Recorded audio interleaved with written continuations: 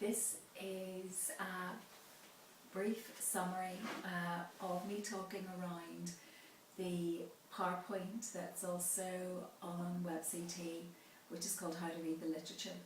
Now, for those of you that have done the Research Evidence for Health Sciences module, Helen Irving's module, then you're well ahead of this, alright? You've already got your teeth into systematic reviews. But really this is for those of you for whom this may be your first or second module. This is meant to be a gentle introduction. So I have the PowerPoint in front of me here. You might want to pull it up on your screen or print it off. And I have it on presenter style so that you can see how the different parts come across. Just might help you. The development of your service user issue.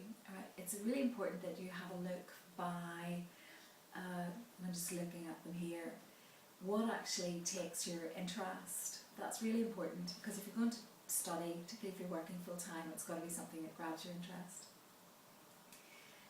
Personal experiences, reflect on them, trust your instinct, reflect on where you've been unhappy with something that may have happened or continues to happen in your department.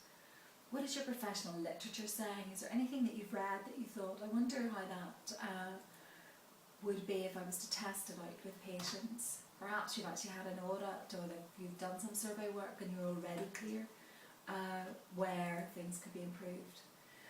Also think about your theoretical framework. You know, is there a particular philosophical place where you're at as a therapist and you're looking to see how that philosophical value is translated in your service? For example, an occupational therapist was working to see how a person with learning disability could actually actively, rather than tacitly or passively, participate in goal setting. So that really required, that was a philosophical position, but it also was part and parcel of the values around service delivery. Once you've got your initial ideas and you've looked at your interests, the resources available to you, your expertise, you also might want to think about the significance of the issue, because clearly the more significant the issue is, the more likelihood that it's going to make a difference, and also that you're going to get the buy-in of your manager and other colleagues, the people that really you need to influence. But it's also about what paper is going to come out of this to promote the position, the perspective of the service user.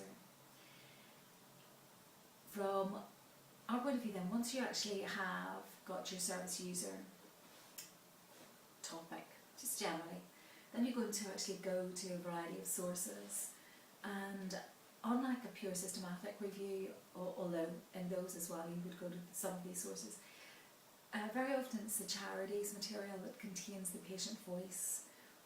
So do open your net a little bit wider than just professional journals.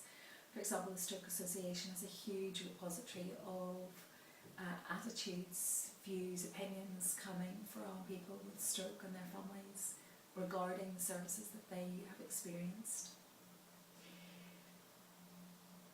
Clearly, your starting point is the Learning Resource Centre, and once there, and you're likely to be there virtually, you need a strategy.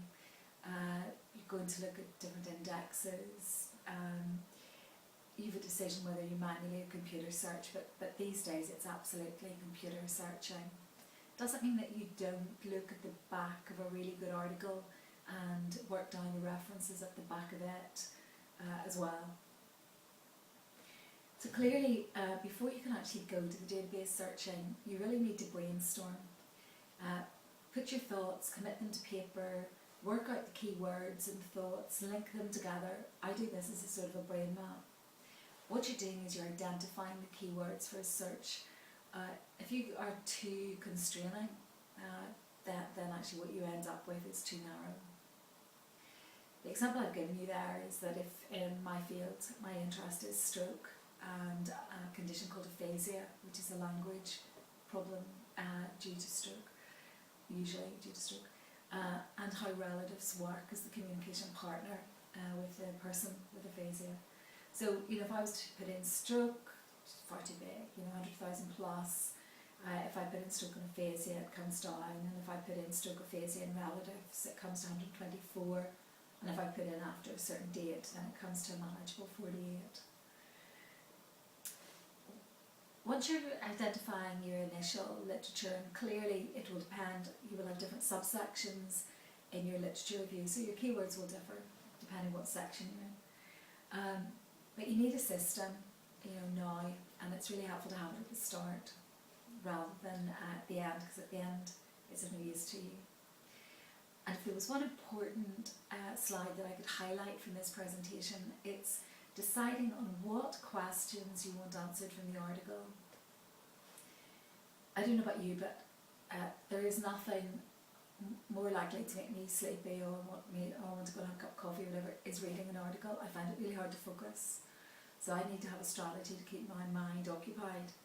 So I read the article once with a highlighter pen, but then I read it a second time, and the second time is I'm deciding on what are the answers to my questions. And my questions, if we were to take my project of stroke, aphasia and relatives, then my questions are: one, what does it tell me about, in my case, the relative's experience of aphasia? My next question is, how did the article seek to find the information out? Because it's really important that we work out what methods did they use, because you might be critiquing that method. The third question is around where you're sparking of ideas having read it. So I'm describing that as what specific insights can be developed about, in my case, relatives' experience of aphasia. And then finally, what limitations exist, because as I'll read through it, I'll know that it's might be limited by the type of service, the fact that there was no exclusion or inclusion criteria, the fact that I wasn't quite sure whether they'd captured the wide range of different types of relatives. Anyway, whatever works for you.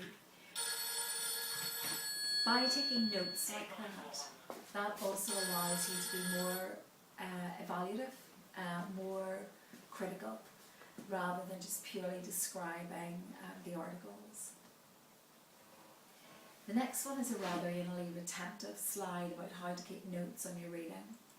And really what I'm saying is that you need somewhere to record those answers, and you need a way of cross-referencing those to the actual titles themselves. Personally, I do this on the computer using a filing system on the computer, but if I was just to give you a brief idea, hard copies, I just work best with hard copies. So I have the hard copies and I file them by author in my filing cabinet in the study. They only get into the filing cabinet if I've actually read them, so you can see by the pile on the floor whether I've actually processed them or not. Each of the articles, though, has got its own card, and on that card, which is in a card index, and I've grouped them by where I think they're coming in terms of my literature review. So, the section under relatives' experiences, the section under describing what aphasia is and its impact on the person. There might even be methodologies used as a section. These columns